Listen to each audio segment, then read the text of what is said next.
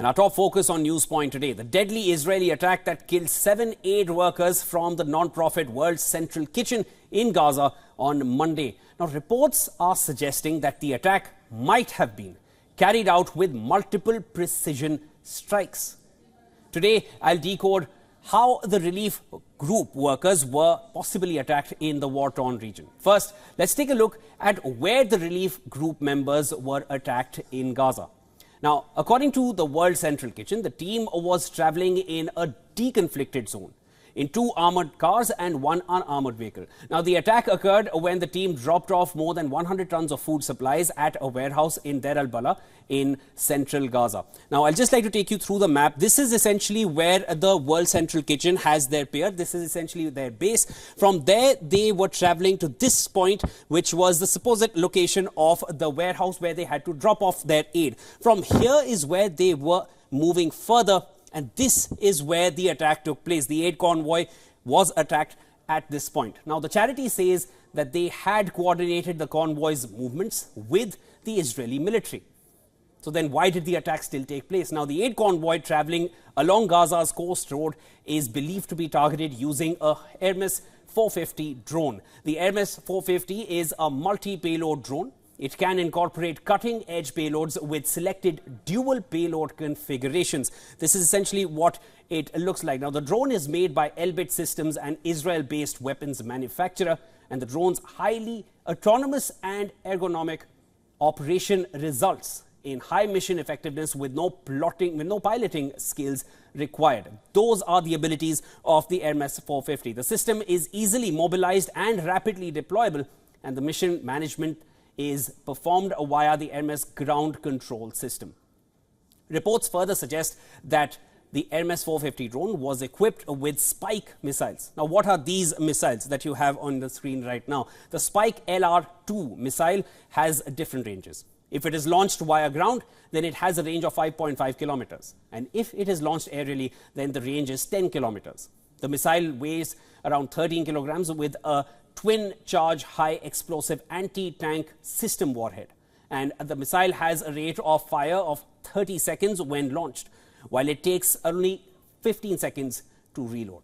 The missile can be mounted on a ground tripod, on LAVs, and even on helicopters.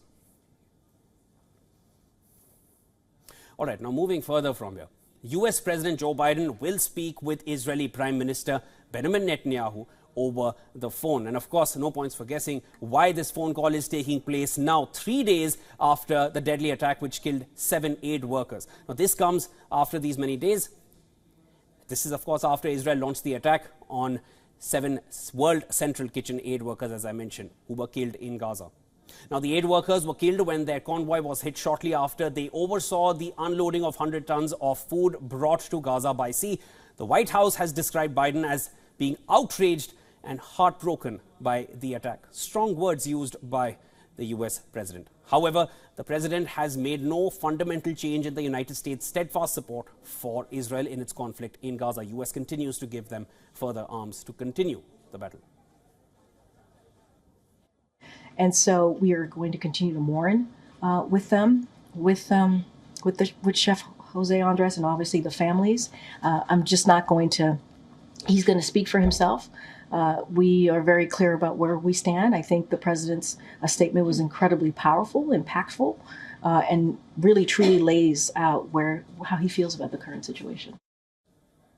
A U.S. official said Biden was likely to bring up the need for better protection of humanitarian workers and for an increase in food shipments into Gaza. Celebrity chef and World Central Kitchen founder Jose Andres said that the food aid operations have been halted for now.